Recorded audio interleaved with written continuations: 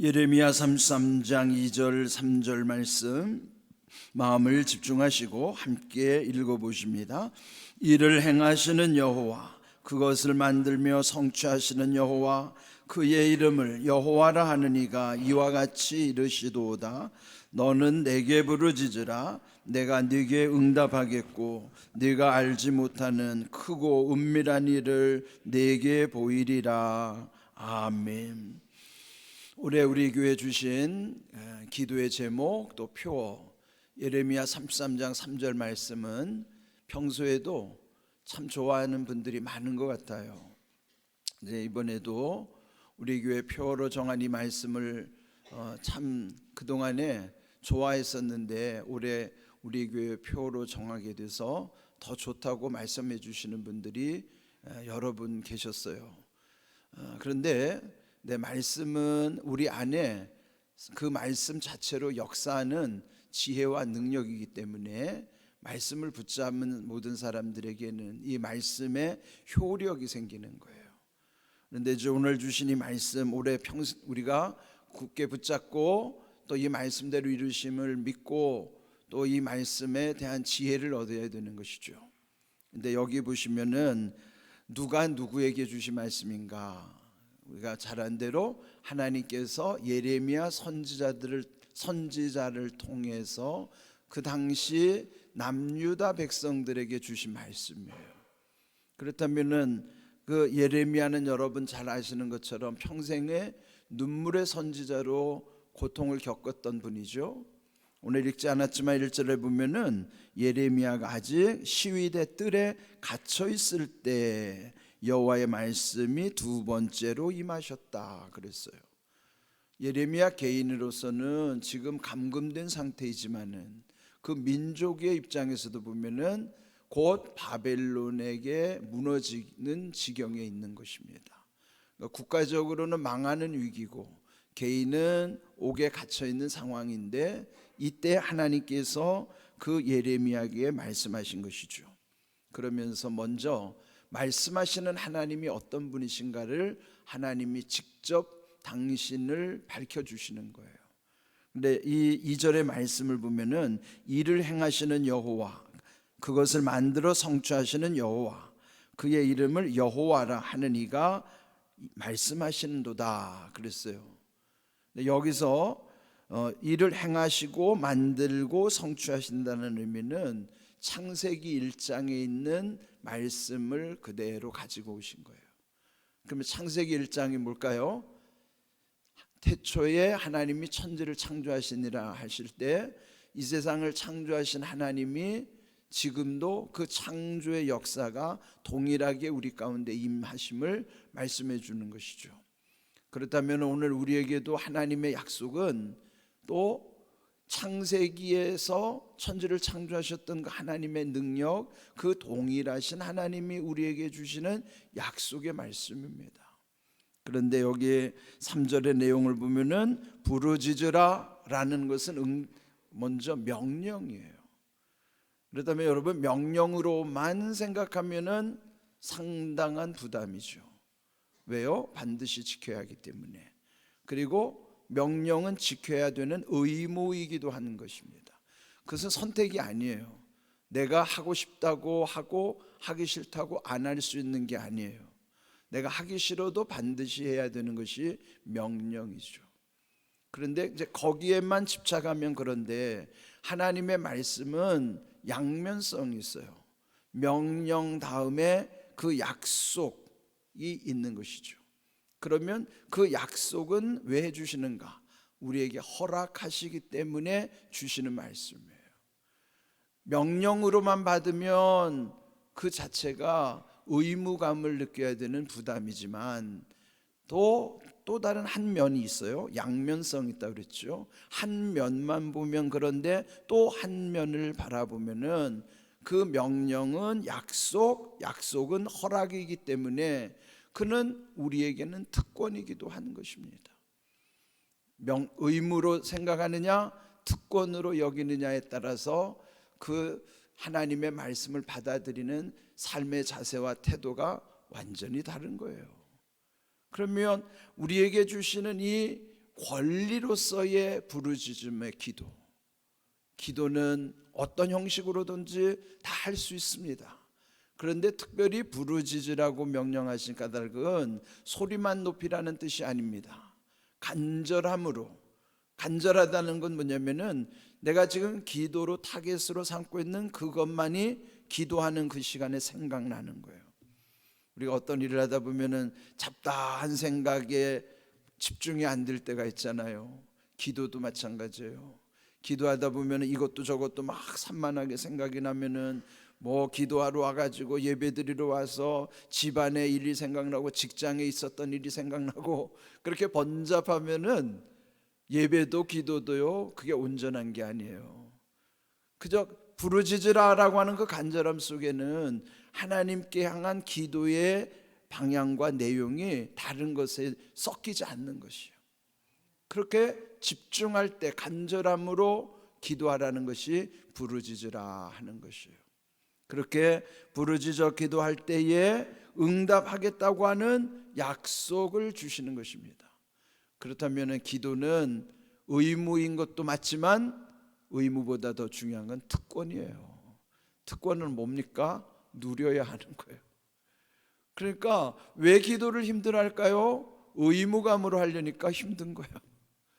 그런데 기도는 하나님이 내게 특별히 하나님과 소통할 수 있도록 주시는 은혜의 방편이라 생각하면은 네가 언제든지 날 찾아와도 돼. 만약에 어떤 권력을 가진 분이나 내 문제를 해결해 줄 수 있는 그분이 나한테 그렇게 말해줬다고 생각하세요. 언제든지 힘들면 날 찾아와. 내가 너 도와줄게.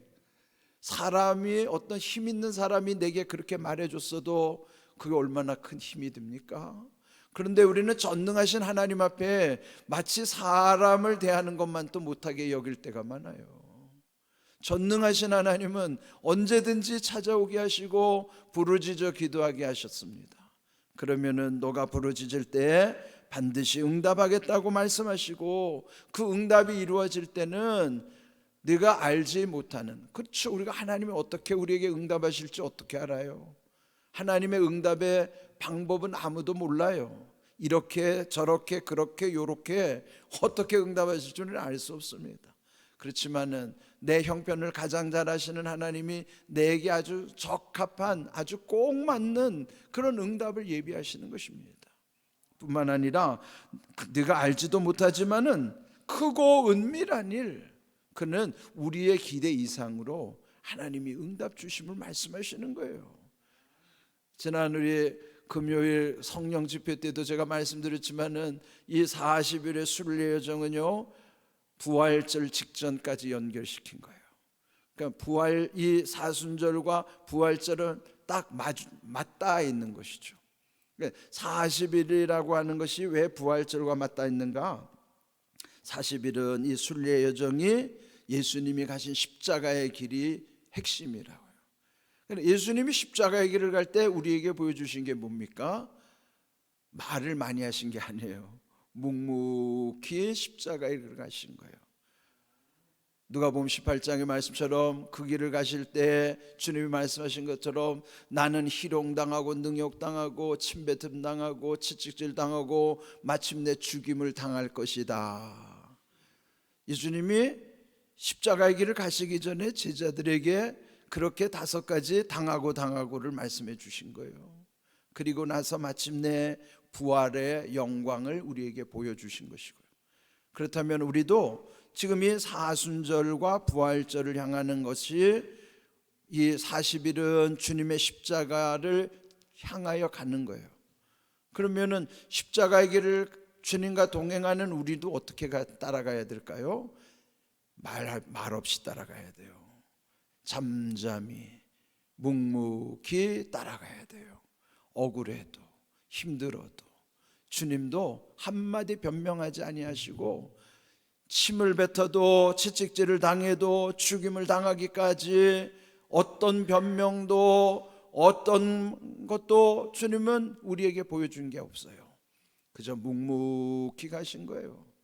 그렇다면 우리가 이 40일 순례 여정에서 주님께 배워야 되는 건 뭐예요? 묵묵히 기도해야 되는 것입니다. 그럴 때 부활은 아무도 상상할 수 없었고 예상할 수도 없었어요.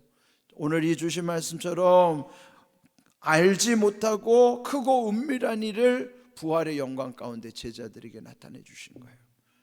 부활절의 메시지는 뭐예요? 갑자기 호련히 변화하신 거예요. 그러니까 우리는 신앙생활에 두 가지 부사가 필요해요. 부사는 덧붙이는 말이죠. 꾸며주는 말. 그게 뭐예요? 기도는 묵묵히, 그럴 때 응답은 호련히 이렇게 이루어 주시는 줄로 믿습니다. 지금 우리가 배워야 하는 건 뭐예요? 묵묵히를 실천하는 시간이에요.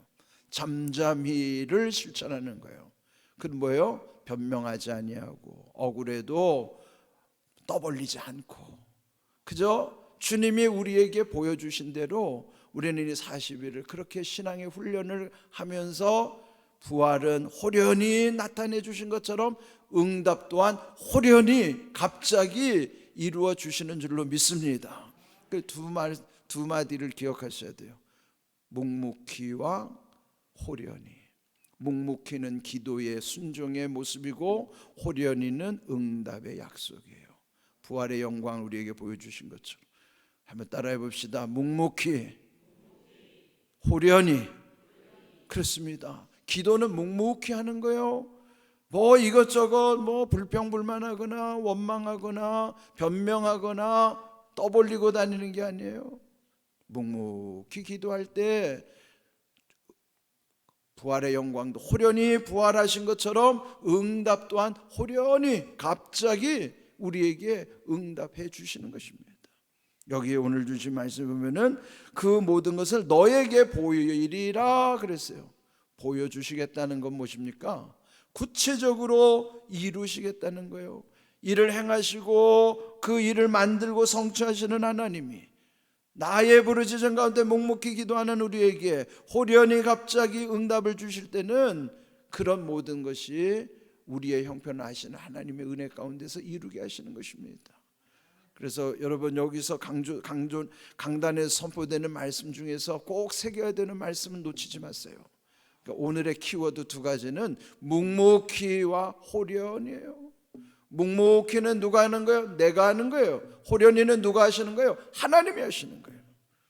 묵묵히는 내 기도의 모습, 호련히는 하나님의 응답의 약속, 그걸 바라보면서, 그래서 오늘 이 아침에는 나는 묵묵히 잠잠히 기도할 때에 하나님은 호련히 갑자기 응답해 주신다는 것을 믿고, 그때를 우리는 알 수가 없잖아요.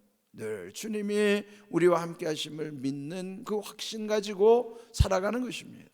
부르짖으라, 이렇게 부르짖음에 대한 기도는요, 외국에서 오신 분들이 한국 교회를 보면서 깜짝 놀라는 게 이런 부르짖는 기도예요. 외국엔 부르짖는 기도가 없어요. 그래서 성경에 부르짖는 기도가 다 강조되어 있어요. 그런데요, 한국 기도를 외국 사람들이 뭐라고 그러냐면 이거는 코리안 프레어다. 코리안 프레어가 뭐예요? 한국 기도란 말이에요. 한국인들의 기도를 코리안 프레어라고 해요. 코리안 프레어, 코리아 프레어. 요즘 한국의 문화를 K자를 붙여서 무슨 K푸드, K컬처, K팝 뭐 이런 말 수 있죠? 그런데 영성도요, K영성이 있는 거예요. K영성이 뭐냐면 한국의 영성은 부르짖음의 기도예요. 왜냐하면 우리 역사에 고난의 시간이 많았기 때문에, 일제의 탄압 속에서 또 6.25의 전쟁 속에서 우리의 신앙의 선배들이 할 수 있었던 것은 하나님께 부르짖는 것밖에 없었어요. 그 간절한 부르짖음 속에서 이 민족을 이렇게 일으켜 주셨고, 우리는 이 부르짖음의 기도 가운데 묵묵히 기도하는 우리의 신앙의 선조들을 통해서 오늘 하나님이 호련히 응답해 주셨던 우리의 역사가 있는 것이에요. 그래서 여러분 기억하십시오. 부르짖으라 응답하리라, 명령과 약속, 우리에게는 의무와 또한 그는 특권이라는 사실. 그래서 오늘 제목이 오늘 말씀처럼 이 모든 것을 보이리라 그랬죠. 응답을 보이리라 그러셨는데, 우리의 입장에서는 그러면은 우리는 어떻게 응답해야 될까요? 응답을 보리라, 그렇게 결단해야 되는 거예요. 나는 응답을 보리라. 왜? 약속하셨으니까요. 그런 귀한 믿음 가지시고, 여러분 묵묵히 기도하실 때에 호련히 응답하시는 은혜가 우리 모두에게 임할 줄 믿습니다. 아멘.